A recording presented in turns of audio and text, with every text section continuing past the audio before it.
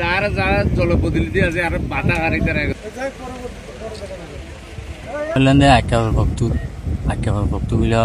ভক্তুর মুনি পরিবার বলে হোক না একশো টাকা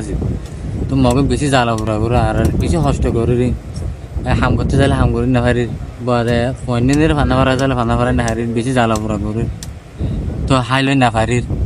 হাল করতে চাইলে হাল করি না হারির হালকা হাম করতে চাইলে হাম করি না পারির বেশি মাইতের ঘরে তো ফাইন করে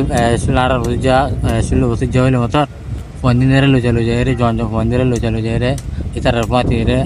লেরা করার দিন এই মকক কলি আর দাসে মগে বেশি চাইছিলেন ঘরে এনে আগে গেল আর মরতন ফাইলে দাসে তারা কি করে হয়ে গেলে একবার মাঝে যদি কিছু তো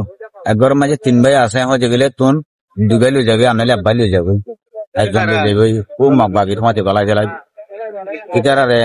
পাশে আছে নি ইয়ান জিয়াটা ইয়ান না তাহলে গেলে তো ফরান বাতো নাম ফরস হয়ে না সিদি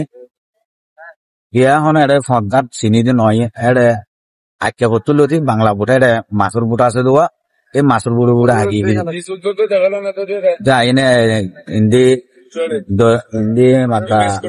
মাছুদ্দিন ইয়া বলে দেশের খানা আছে এর খারাপ ইয়ার বাসি এ বাসা মাঝে এটারা টানিয়ে না নিয়ে দাঁড়ারে যতটুকু জানে এখানে